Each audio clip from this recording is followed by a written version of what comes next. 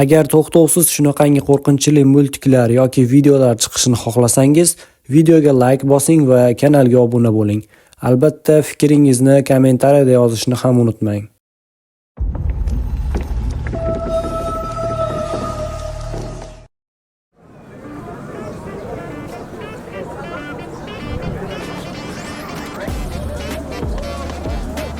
Jenurson qayerda yuribdi? Hali ham kutyapman axir.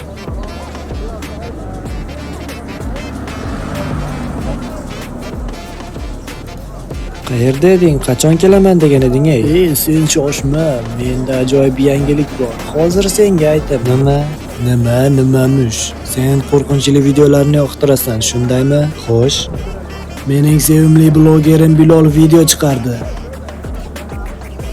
Xullas shunaqa gaplar. Videoni ko'ramiz va mazza qilamiz. Tushunarlimi? Kichkina odamlar, hozir video boshlanadi. Tezda joyingizga mahkam o'rnashib oling. Tushunarlimi? Yo'qsa ulgurmay qolasiz.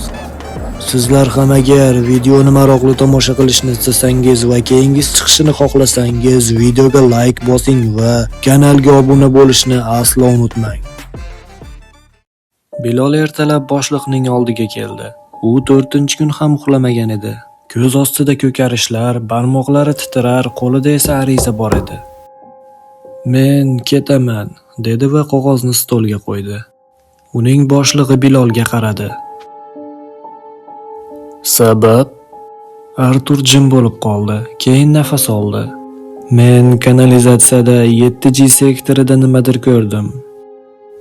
Ko'rdim? Ko'kinlar, devorlar u bilan qoplangan edi. Va ular u yerda nafas olardi. Keyin nimadir tunnelda turardi.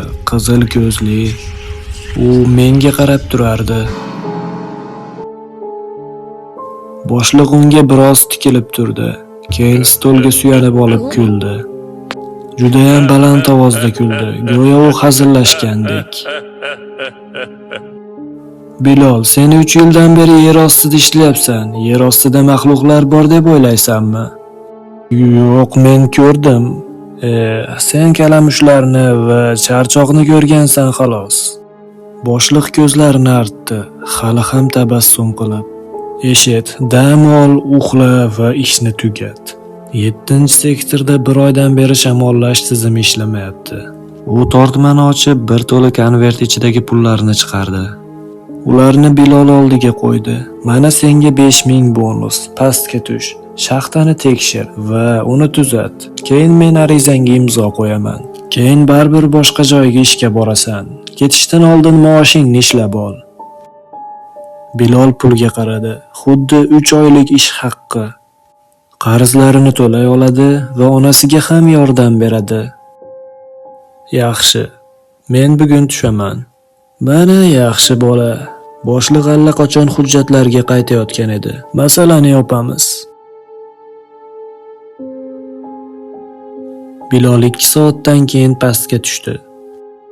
Qo'lida asboblar, orqasida pul solingan ryukzagi bor edi. Tunnel jimjit edi, haddan tashqari jim. U o'sha ayrilish joyiga yetib keldi. Panjara hamon olib qo'yilgan va devorga suyalgan edi.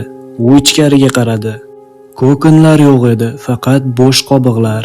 G'ijimlangan, yorilib ketgan va qoramtir yopishqoq suyuqlik ko'lmaklari. Bilol nafas oldi. Ular ketibdi. U shaxtaga kirdi. Ventilyator tiqilib qolgan. Parraklarga o'sha ko'kinlarni qoplagan plyonkaning bir bo'lagi tiqilib qolgan edi. U uni qisqichlar bilan yulib oldi va u ishlay boshladi. Bilol pastga tushdi va peshonasidagi terini artdi. Va shu payt har tomondan nozik, ko'p ovozli qichqiriqlar paydo bo'ldi. U fonarni ko'tardi. Devorlar, pollar va barcha tomon g'alati mayda hasharotlar bilan qoplangan edi. Ular tuxumdan chiqib ketishdi. Quvurlarga osilib katta qizil ko'zlari bilan unga tikilib turishardi. Bilol ortga chekindi, lekin qochadigan joyi yo'q edi. Ikkinchi marta bu yerga qaytib, yangi chiqqan dahshatli maxluqlar uchun mazali taom bo'lishini va bonusi shu yerda kanalizatsiyada 20 metr chuqurlikda qolib ketishini o'ylamagan edi. Boshliq esa kabinetda o'tirib monitorga qarab turar edi. 7-sektordagi ventilyatsiya me'yor bilan ishlashni boshladi. Harorat, namlik, bosim hammasi joyida. U o'ziga bosh ilg'adi va Bilolning arizasiga imzo chekdi. Ishdan bo'shatish haqidagi sababi esa o'z xohishi bilan bo'ldi.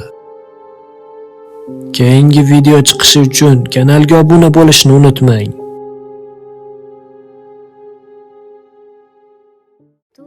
Kanalimizga obuna bo'ling. Bizda sizlar uchun dahshatli hikoyalar